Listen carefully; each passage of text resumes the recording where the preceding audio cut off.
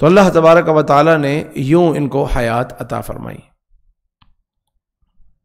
سَيَقُولُونَ ثَلَاثَةٌ رَابِعُهُمْ كَلْبُهُمْ، ان قریب وہ لوگ کہیں گے کہ 3 تھے اصحاب کہف اور چوتھا ان کا کتا تھا۔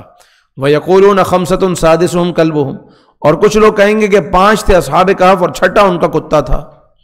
وَيَقُولُونَ سَبْعَةٌ وَثَامِنُهُمْ كَلْبُهُمْ، اور وہ کہیں گے کہ 7 تھے اصحاب کہف اور 8واں ان کا کتا تھا۔ قُلْ رَبِّي أَعْلَمُ بِعِدَّتِهِمْ، آپ کہہ دیجئے کہ میرا رب ان کی گنتی جانتا ہے۔ مَا يَعْلَمُهُمْ إِلَّا قَلِيلٌ، نہیں جانتے مگر تھوڑے لوگ۔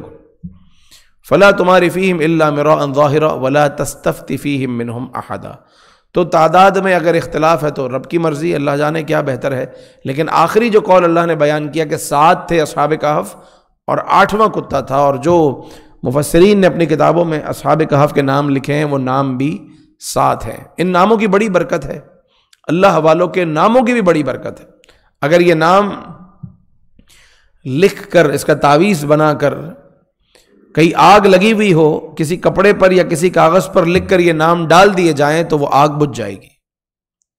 یہ اللہ تبارک و تعالیٰ نے ان کے ناموں کی تاثیر رکھی ہے۔ بچہ بہت روتا ہو تو اس کا تعویذ بنا کر بچے کے ہاتھ پہ باندھ دیں، بچہ رونا چھوڑ دے گا، تنگ کرنا چھوڑ دے گا۔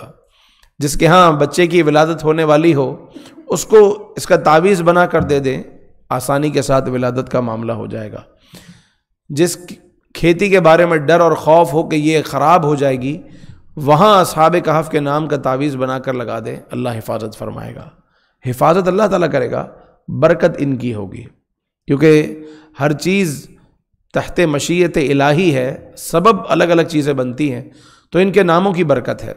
اسی طریقے سے جس مال کے چوری ہونے یا ڈوبنے کا خوف ہو، وہاں بھی اگر اصحاب کہف کے نام کا تعویذ لگا دیا جائے، اصحاب کہف کے نام لکھ کر رکھ دیے جائیں، تو اللہ تعالیٰ اس کی حفاظت فرماتا ہے۔